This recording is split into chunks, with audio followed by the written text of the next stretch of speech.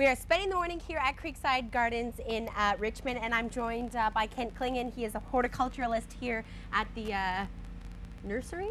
Yeah, Nursery Garden Center. Nursery Works, Nursery Garden Center. Yeah, exactly. All right, so Kurt was saying that he planted bulbs at the beginning of the year, or Right.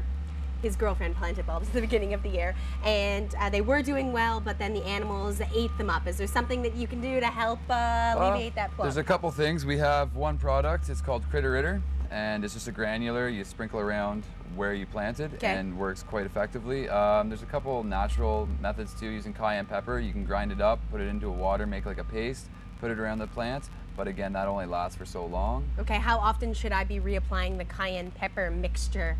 All depends on how much it rains, really, but it lasts about a week to a week and a half. Okay. So.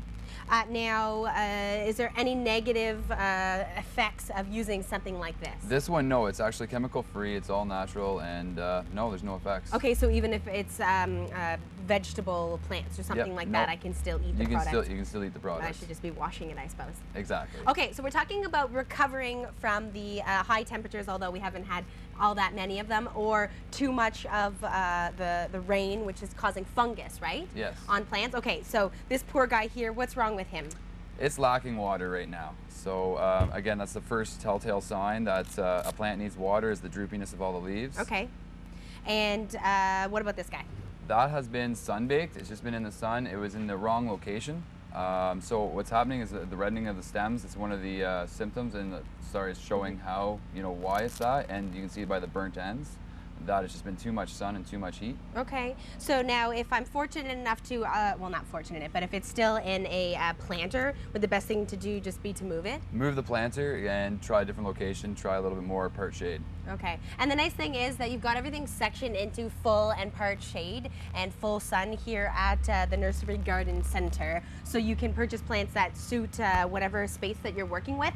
But if it's already in the ground and it's getting scorched, what are some things that I can do to help fix the problem? Well, you can put some mulch right around the soil area. Okay. And that'll keep the water in, and it'll shade the roots a little bit. That's big. If it was really, really bad, you could dig it up and then again transplant it. But I would wait till the fall for that, and then try a different location.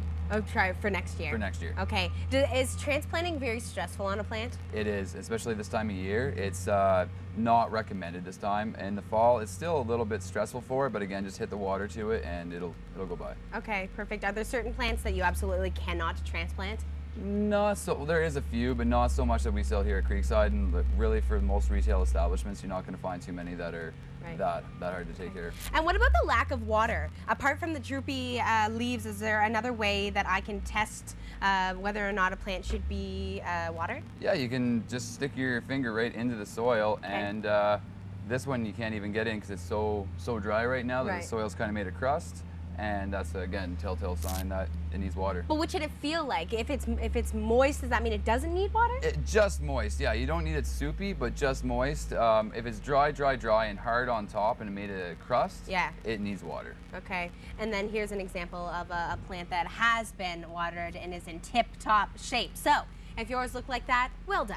Well done. However, if they're looking a little droopy, a little sun-scorched, then maybe it's time to take some of Kent's tips into account. Now, here is another hanging plant that's looking a little scorched. However, it is easily salvageable. So a little bit later in the show, we will be talking about how to maintain the hanging plants and hey, the ones that are in the ground as well. We've got plenty to come from Creekside Gardens.